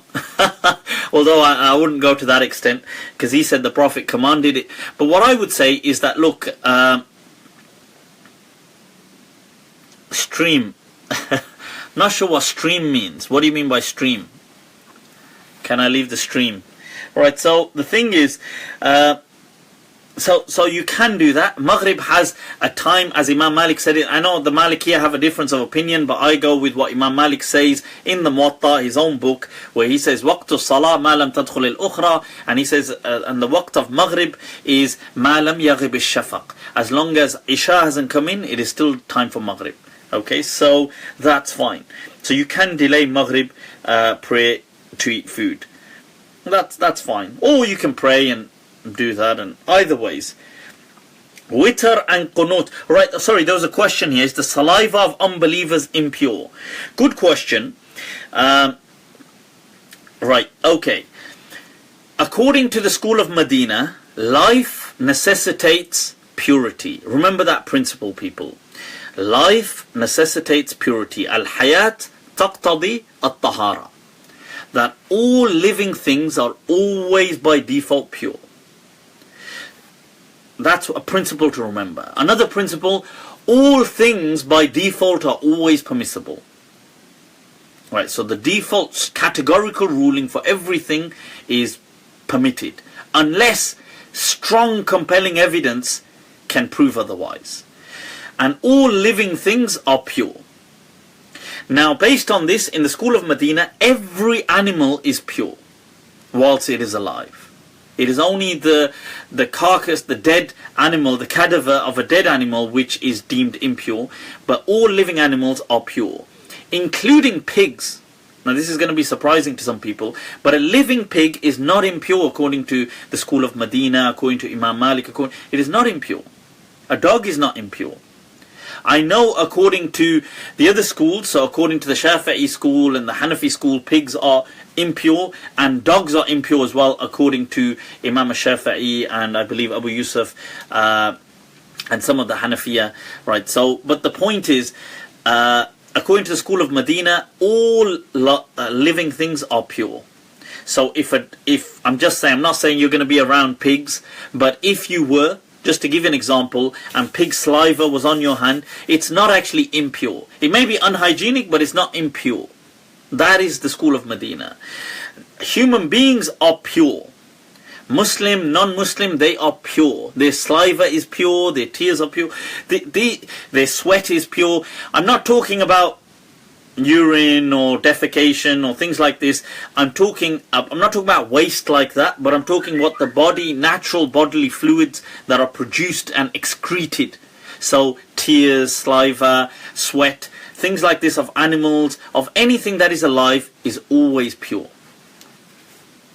Alright, okay, so I'm trying to restrict this to issues to do with Salah and purification. Right, Witr and Dua Qunoot. Right, now, Witr can be done as one rak'ah. I mean, it is one rak'ah, according to the majority of the madhabs. Witr is one rak'ah, but the debate is, should it be preceded by two nafal? Generally, Imam Malik did emphasize strongly about reading two nafal before reading the witr, and that is generally the Shafi'i school. Although, if you do just pray one witr on its own, it's still one witr. It is fine. Okay, it's not a sin or anything like this. Okay, so it is accepted. And that is what people like great Sahaba like Muawiyah radiallahu anh used to do one witr when he was asked by just one witr on its own. When he was asked by Ibn Abbas, people tried to complain about him to Ibn Abbas. He said, Innahu la faqih. Indeed, he is somebody who has immense knowledge of the deen.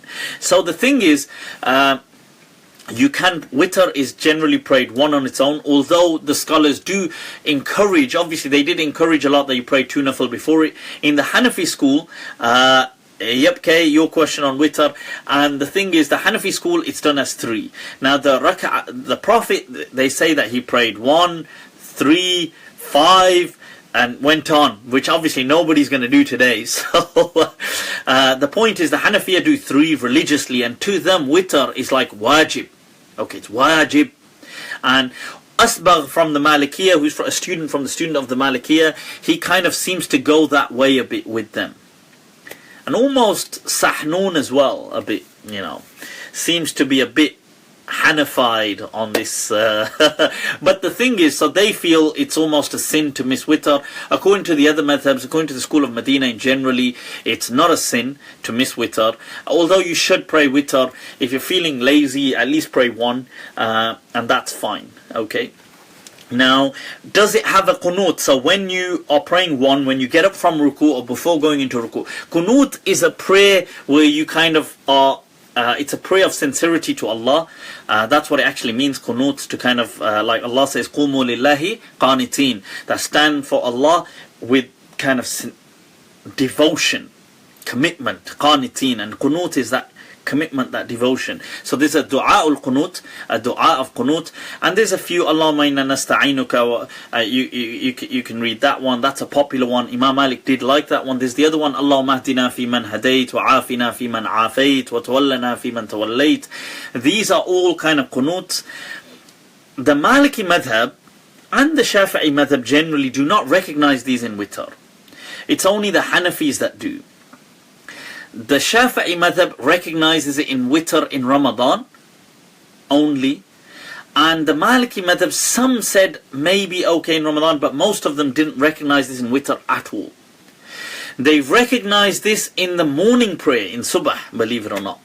And they say that you can do this either before ruku, going into ruku, as the Hanafiya do, or coming out of ruku. And Ibn Abi Zayd says, Kullu dhalika wasi'. That is all absolutely fine, whichever one you choose to do. Okay. Now, is it necessary to do this in subah? It's not necessary. It's a lot of Malikiyah do it. Some people like Yahya ibn Yahya Laythi, the person who transmits from the Muwatta, was adamant that no, you don't do it. And in fact, his masjid in Cordoba, in Cordoba, in Muslim Spain, traditionally was a mosque that remained on the practice of not doing this. It's up to people. I mean, all of that is permissible. Personally, I don't do that. I mean, I don't do Qunoot. I mean, I don't mind doing it, but I don't generally do it in subah. The Shafi'i are very strict about doing this in their subah prayer, and they kind of can make a big deal if you miss it out. That I've seen in practice in certain masjids and things like that. Right now, okay. So I hope that answers. Right, could you explain, I've explained the Witr, what is the max amount of impurity allowed on clothing when praying? Okay, now this is interesting because the Malikiyah, shukran, the thing is the Malikiyah, right, have a huge difference of opinion when it comes to impurity within Salah. They have one opinion, one understanding, which is transmitted by the student of Imam Malik, Ashhab. That is that removing impurities is only a sunnah. It is not an obligation for Salah. Now that might shock many of you, so don't freak out, but that is, and the dalil they use is like the hadith of Jibreel, that Jibreel came and told the Prophet that, oh, you had this impurity on your shoe whilst you're praying, and in his salah the Prophet removes his shoes, and the other people behind him, Sheikh Ramzi is awesome, so, you know, Hayyahullah, may Allah preserve him. The thing is, now, so the Sahaba removed their shoes as well, but the point is that none of them were asked to repeat their prayer. So based on this, Ashhab transmits in the school of Medina that removing the impurities is just a sunnah. I mean, it's a sunnah you ought to do, but it's just a sunnah. So if you had impurities on your clothes, it wouldn't actually invalidate your prayer, although you ought to remove it. That's one understanding. As to the verse, by the way, there's a verse in the Quran that وَثِيَابَكَ فَطَهِّرْ. Right?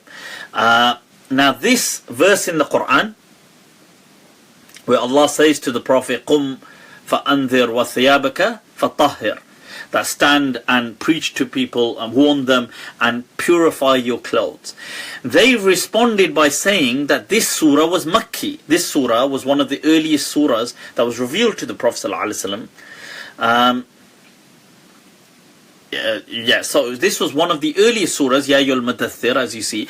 So Allah saying about the Prophet being wrapped up in the cloak, that stand and warn the people, وَثِيَابَكَ فَطَهِّرْ, and purify your clothes. They said that, well, this couldn't have been a ruling to purify clothing because Salah wasn't even mandatory. If Salah wasn't even mandatory in Mecca at that stage, how could have purifying your clothes been mandatory?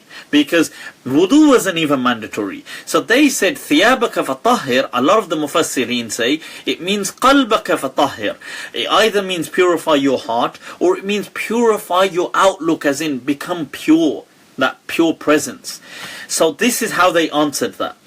The other view is the view of transmitted by Ibn Wahab, the other student of Imam Malik, who says that it is always an obligation. If you carry any impurities, your salah will be clearly, categorically invalid. It doesn't, no excuses, right? No retreat, no surrender. You're out. That's it, right?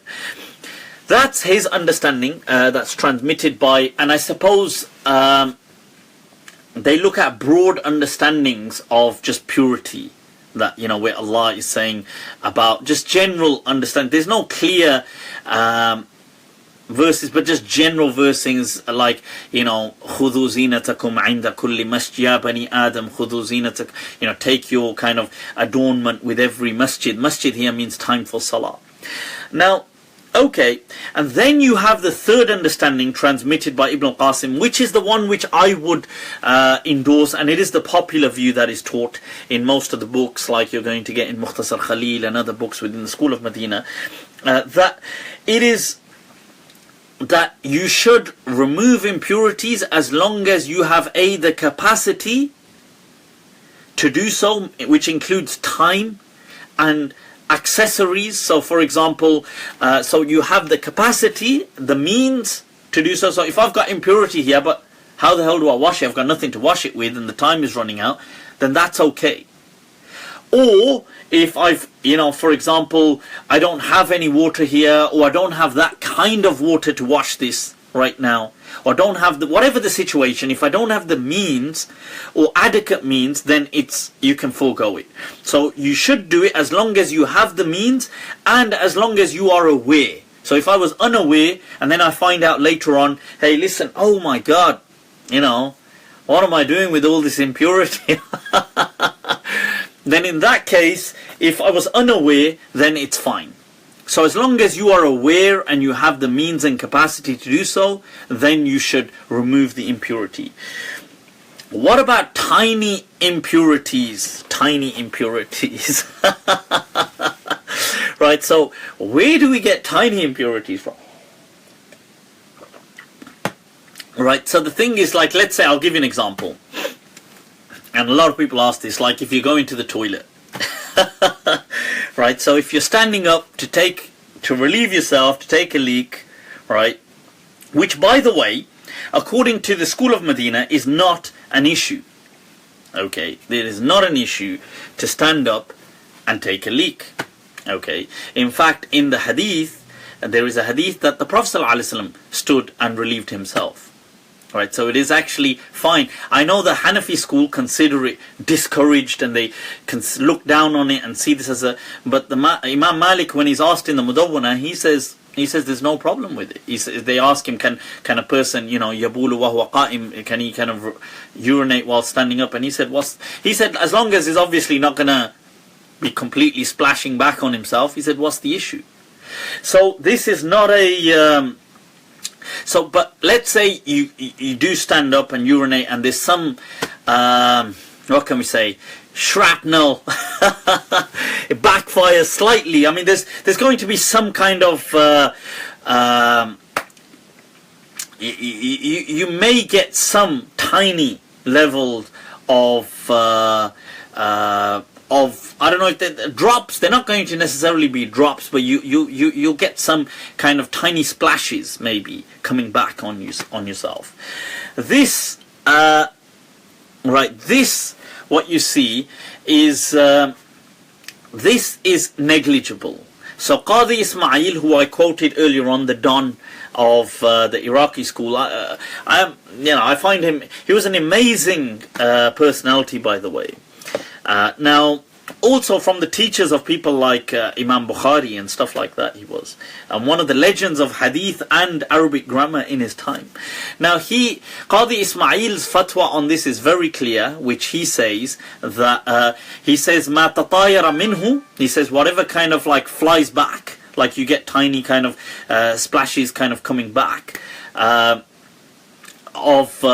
and he says, and he describes it karu'usi ibar, and you get like these, like almost needlehead sized kind of flashback. It's kind of coming back, splashes, tiny splashes like that. He says is yu'fa anhu, is negligible, and you ignore that. Okay, mist, fine, mist or whatever, or actual tiny splashes that you might get is fine. Okay, these things you do not need to go OCD about them. You can ignore them. And I would advise as well, if a person goes to relieve themselves, don't worry, I'm not going to advise anything but about the way you do that, but what I'm going to say is once you've finished and you can just clean with things like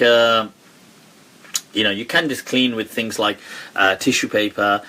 Obviously water is all I'm talking about urinating. Other than that, you should always try to use water. But let's say you were urinating and you did just use tissue, you didn't have water or whatever. It is better to always, to use water. But if you can't, now don't, or either ways, even if you use water, but don't become obsessive afterwards. How would you wash yourself standing up? I can't give a demo, but I'm sure. The point is, but anyway, the point is that, look, do not become obsessive about afterwards having some kind of recurring droplets or stuff like this. Okay, do not kind of like, you know, you get some people, they will think afterwards, oh my God, I think a drop of urine has now come out in my shorts, or come out in my, and they'll start checking. Don't do this kind of stuff. Okay, stop it. That even if a drop or 2 drops or whatever came out, it's negligible. Okay, this kind of stuff, I'm just saying, do not get into this habit of becoming OCD like that. Obviously, take care to clean yourself, but don't become obsessive over it. That's my point. Okay, because I think that's important. I get asked a lot of questions about stuff like that.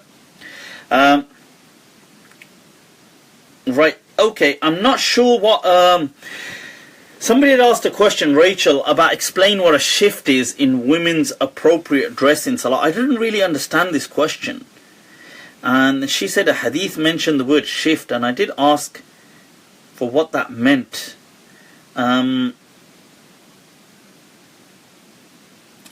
Oh, right, okay, so it's, right, so what that's talking about is, somebody kind of translated it.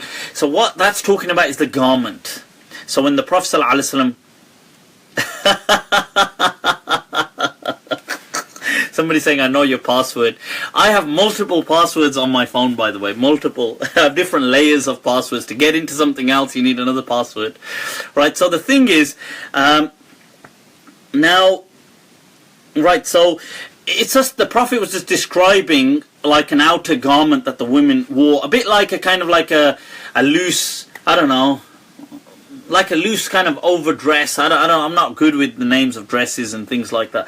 So I suppose a bit something looking like an outer abaya, I guess, like that, just hangs low and it covers everything. And the Prophet was just saying that, and that's fine. I mean, the main thing is that she's covered. Okay, how many days are we allowed to shorten our prayers for when traveling?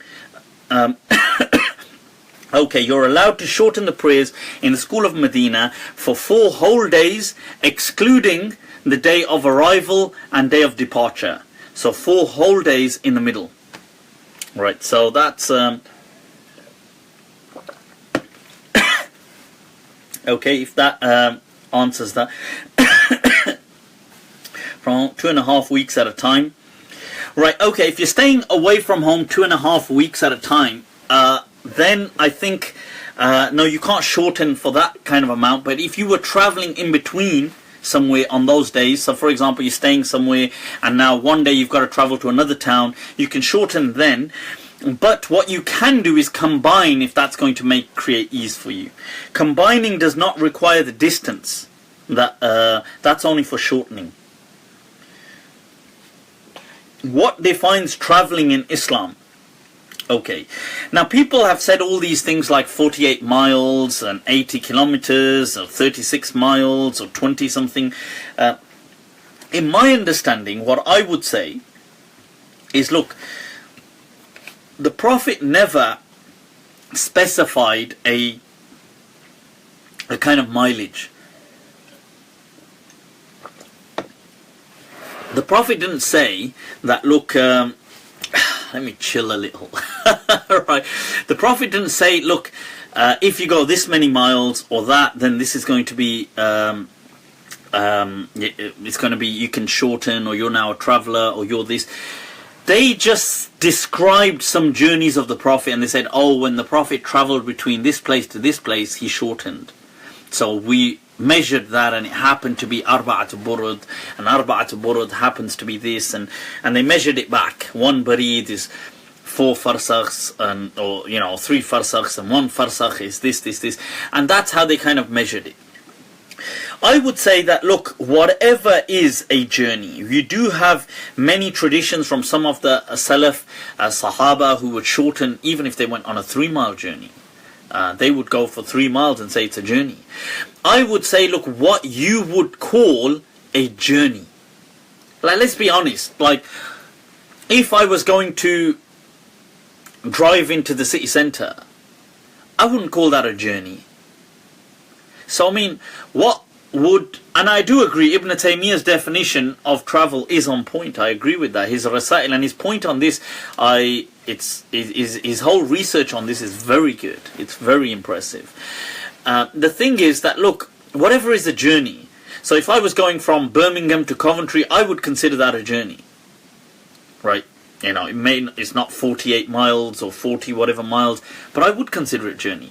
But if I was going from one part of Birmingham to another part of Birmingham, I probably wouldn't consider that a journey.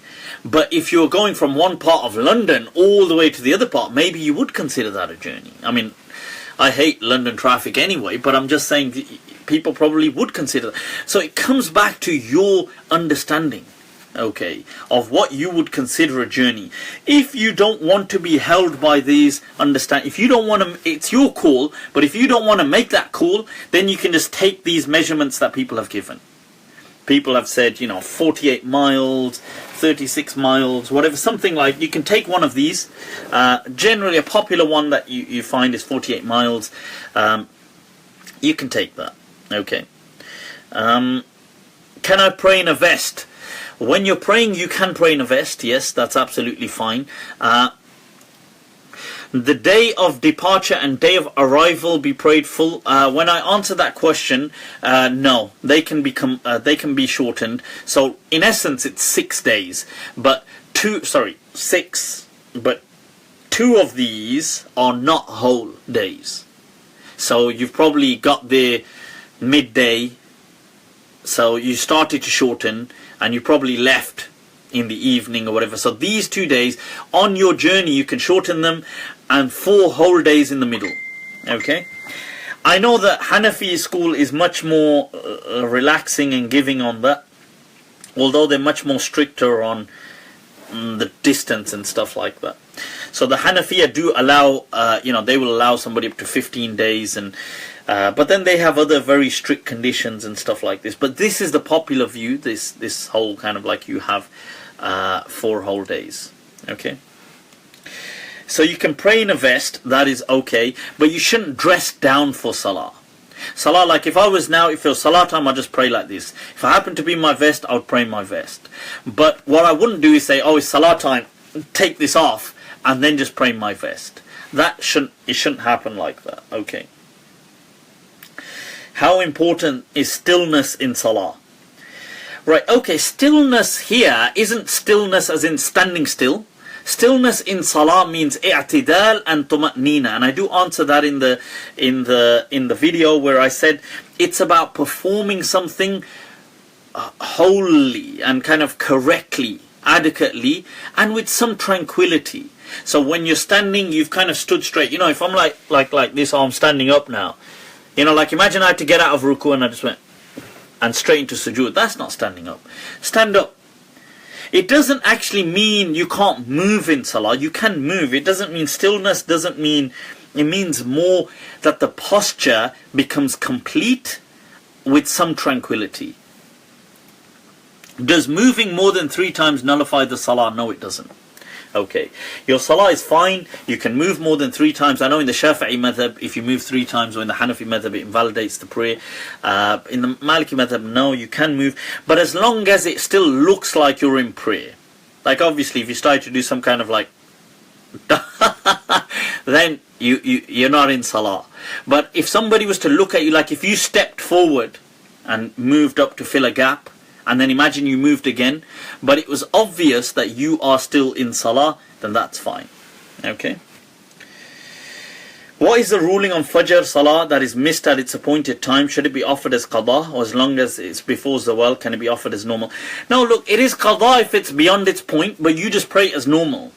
There is no separate intention you're just still praying Fajr. Yes, you've missed the time, but you just pray as you wake up. Just pray or as soon as you, obviously if you woke up, as soon as you can. Like obviously if you woke up, you needed the toilet. I don't mean you just wake up and just pray, but as soon as you can, once you've woken up, just pray.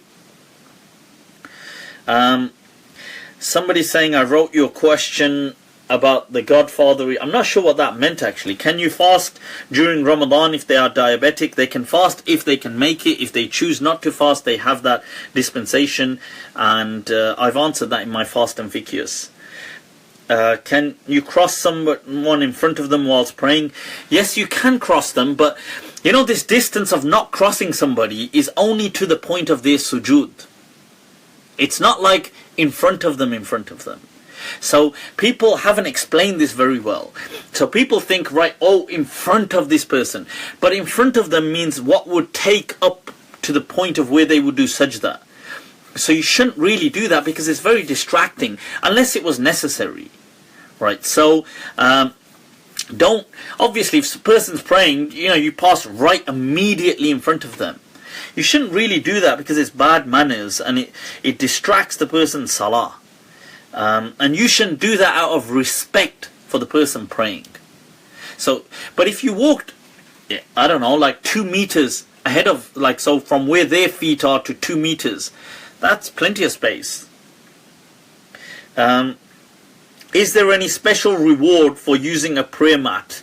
No, there's no special reward. The Malikiyah, the school of Medina, was big on praying on natural surfaces. So this is why you see in some of the Maliki masajid they have straw mats, because it's a natural kind of, it's natural. But it's good if you can pray on something natural, but if you don't, you can just pray normal on carpet or whatever. You don't have to pray on a musalla, so to speak, on a prayer mat. Prayer mats are not significant in any way. Is it allowed to clench the fists during sadl?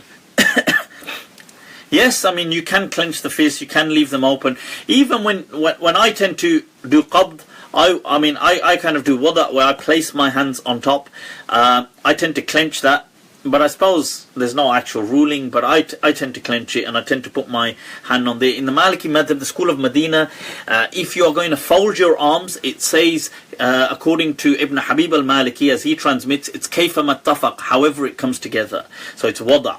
You place your hand on, you can place it in the hadith in Bukhari that the Prophet would place it on his, that it was placed, on the sa'id. So I place, and this is the sa'id, the forearm. You can do qabd, which means to hold. Obviously the Hanafiya do it below the navel. You can do sadl, which is to just let the hands go. If you're going to do sadl, normally it's to hold, you would open the hands. I would advise normally to do that, but if you are kind of like trembling or something and you needed to close them, I suppose you could periodically close them, but generally the practice is to leave them open. Okay, but it wouldn't invalidate your salah or anything if you did that. Okay. Is there salawat and dua after the tahiyyat in the first tashahhud of the other 4 salah other than subh? No, there's no. So you just read at-tahiyyat and then you get up if it's not your final rak'ah. Just like how the Hanafi and... So somebody's asking, in the tashahhud, is it okay to do the clenched fist with the folded fingers resting on the thigh like the Hanafis would, and move the finger like this, as opposed to the Maliki way, which is like this, a bit trigger happy? Alright.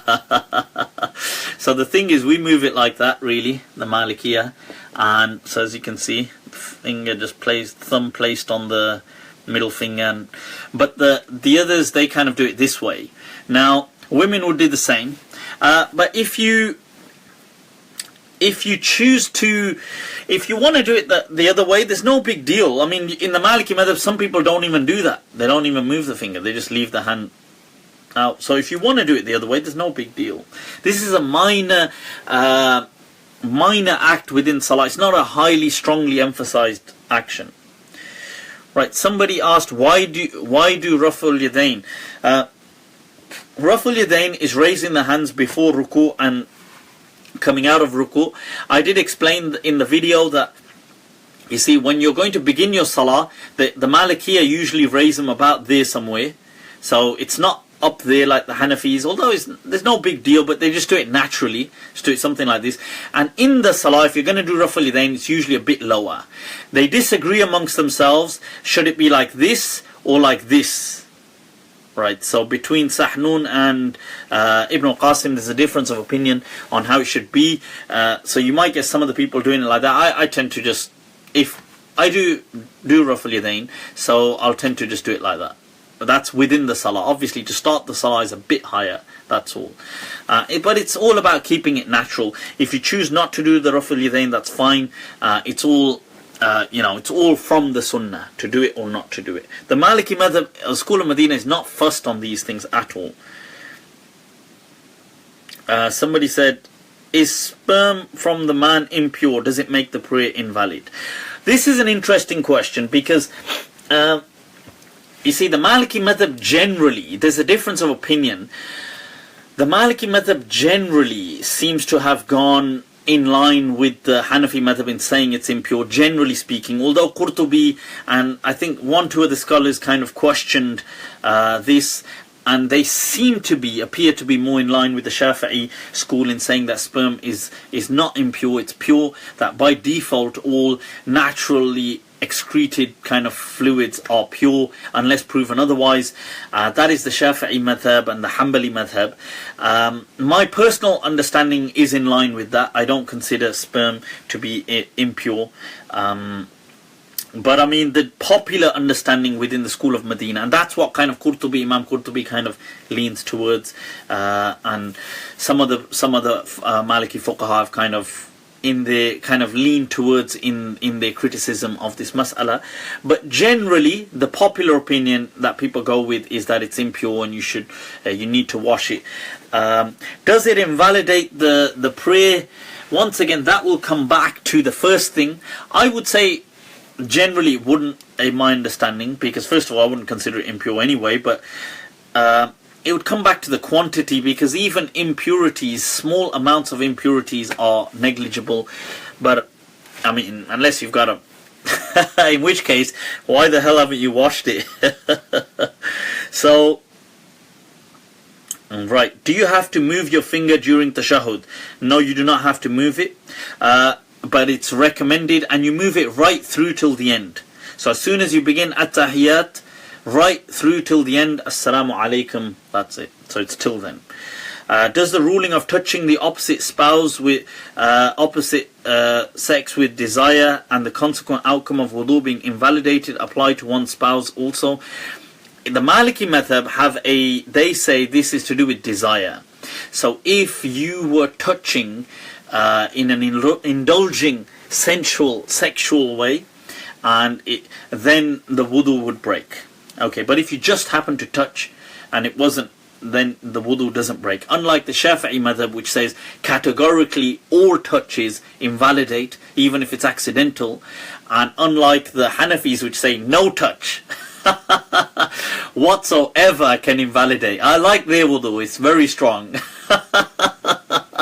But the Malikiyah take a middle.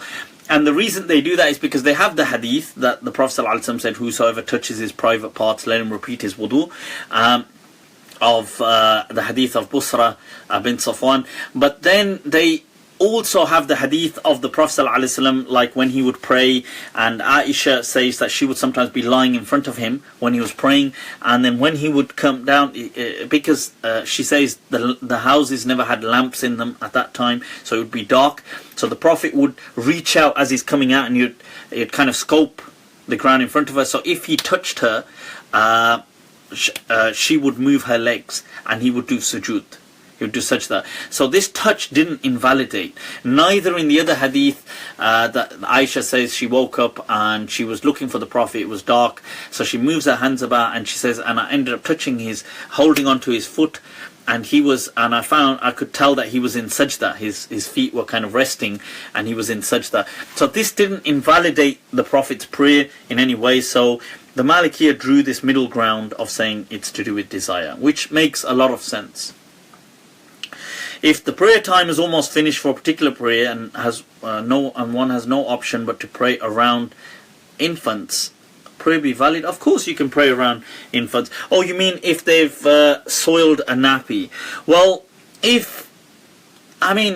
that's fine as long as it's not absolutely perceptible. I mean, if you've got a nappy right in front of you that you're going to headbutt as you go into sujood, then just remove that. Other than that, it's okay, inshallah. If the Imam is praying quickly and has performed the final salam without you having even finished the tashahhud, what would you do? You would do your salam as well. The Prophet said in the hadith, إِنَّمَا جُعِلَ الْإِمَامِ لِيُؤْتَمَّ بِهِ. The Imam has been placed so that you may follow him. If the Imam does his salam, then you do your salam. Okay. Can you elaborate on the audible recitation during the night prayers? Can I read out aloud to such an extent that only I can hear? Yes, this thing of reading out aloud, this has unfortunately become another OCD thing. Look, the audibility of salah is fine. I mean, I would say, look, don't make it too much of a big deal. Right, if you're reading out, like imagine I was just reading to myself, you can read aloud, like Alhamdulillahi Rabbil Alamin. That's obviously allowed, but I could just be reading like Alhamdulillahi Rabbil Alamin. I know what I'm reading. Like silent would be like this.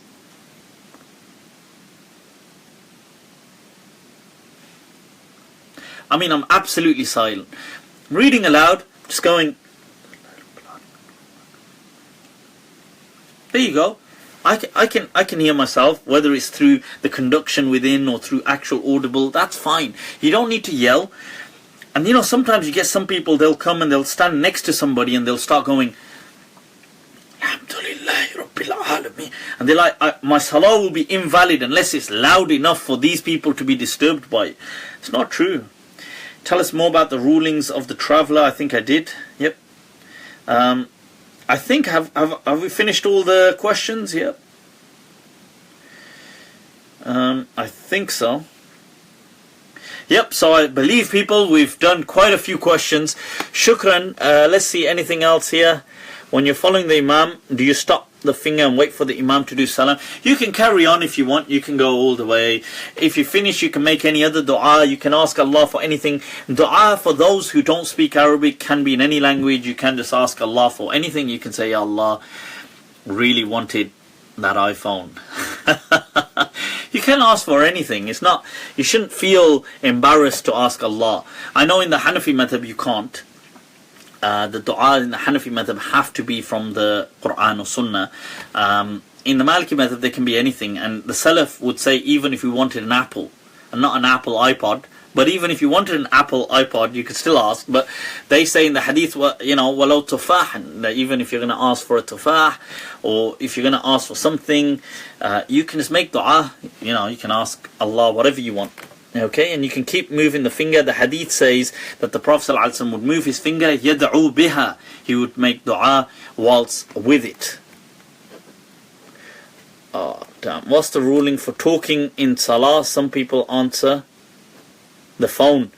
Right, okay, you're not allowed to answer your phone in salah. So I'm not allowed to go,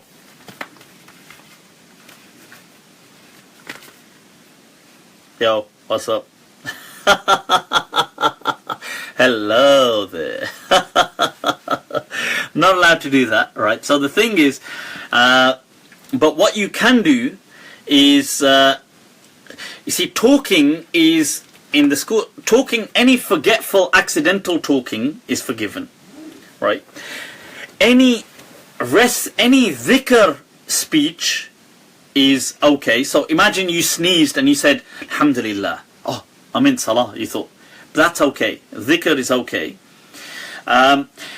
You can't, they do allow as well, the Malikiyah allow, believe it or not, the school of Medina do allow to rectify the Imam's salah, you can actually speak. Although I wouldn't advise that because it would lead to a lot of confusion. So, like it happened in the time of the Prophet, when the Prophet finished at 2 rak'at and somebody got up and said, Ya Rasulullah, how come we only prayed 2? So the Prophet didn't tell them we've broken the salah. He just carried on from where they left off.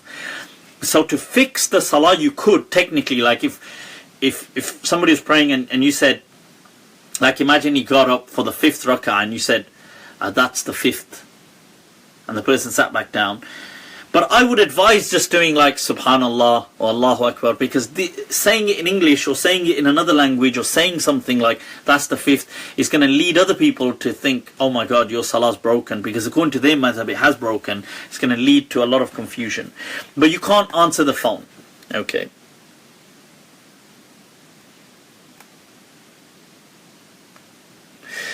Do I have to pray like the Hanafi Imam in my mosque, or can I pray the Maliki way when we pray in Jama'ah? You can pray however you want. There's no, I mean, they're not actually, okay, right, there's no restriction. I mean, it's not too different. I mean, I know obviously they're probably going to freak out if you do Sadal. They can think you're a Shia, but the thing is, so just be wary, let them know. Some people don't move their mouths. Fine, I mean, if somebody's going to say, they're going to pray. However, look, people don't get obsessive. The Prophet wasn't going around checking people, is your mouth moving? Your mouth's moving a bit too much. Is your mouth? Some people, they have to move their mouth so much, like,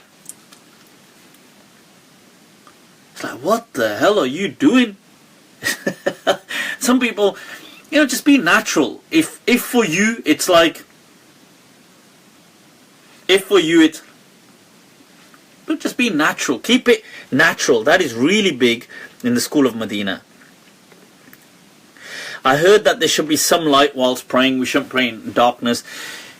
Whatever. I mean, that's just for attention. Like, you shouldn't close your eyes when praying, because you should focus. I know people think it helps them focus more, but you actually end up daydreaming and going off with your imagination. So if you've got light, let there be light. But obviously in that time, in the Prophet's time, they never had lighting in their houses, as Aisha radiallahu anha says. She says she couldn't see anything, it was pitch black. The Prophet was praying.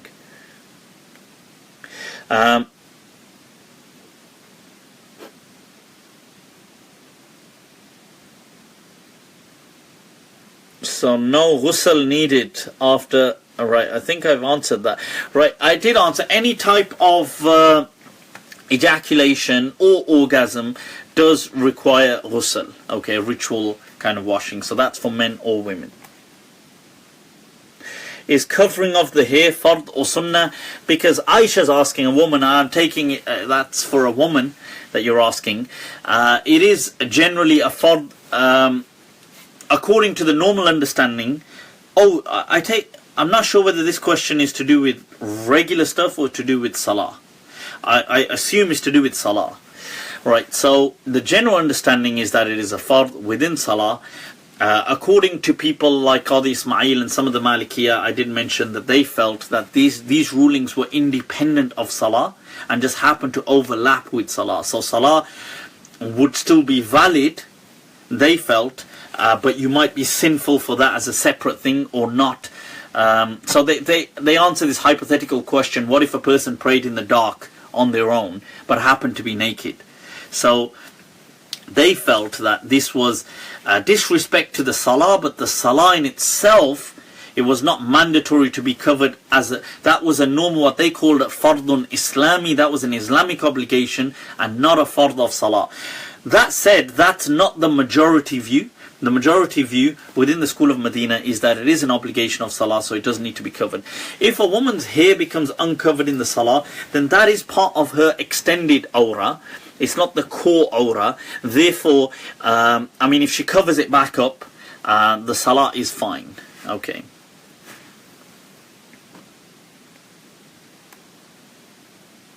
Right, people, I think I think I've answered all of these now. Right, so inshallah, alright people, I'm going to leave you to it. Right, hope that's been of some help. Ever so sorry with, if one with a bit of the, not being able to get to maybe some questions that some people had maybe messaged me, and, but I've tried to answer everything I could, bi-idhnillah. If there's any issues, feel free to give me a shout. You can reach out to me. If you haven't watched the video, watch it, people. Do continue your own personal research. If you do have this passion for the school of Medina, then definitely it's one of the most awesome. In my understanding, I have an incredible passion for it, so I would advise everybody, definitely it's the way forward. That's according to me. People may disagree, so I would say always do your own research. do kind of read into things like this. If you want to, if you haven't watched my video on Salah, you can watch it, you can follow it, you can pray like that. Hopefully this would have added some help. I've done a lecture on YouTube called the Way of Medina in the 21st Century. I think it's an audio. It is a bit long, but it gives you the detail and the backdrop to the School of Medina and what makes it unique. And there was also one slightly linked called Islam in the 21st Century. You can watch them both anyway. If you have any other questions, feel free to, you can shoot them up to me on Facebook, Twitter. I'm going to get Twitter a bit more live, by the way. I mean, it's just got to get more active on there and on Instagram, inshallah. But you can add me, inshallah, follow me, share, like it, share it. Do all of these things, man. Don't worry about it, people. That's what I'm saying, inshallah. And I'll leave you all till Monday, inshallah. Remember me in your kind du'as and take very good care of yourselves. Assalamu alaikum wa rahmatullahi ta'ala wa barakatuh.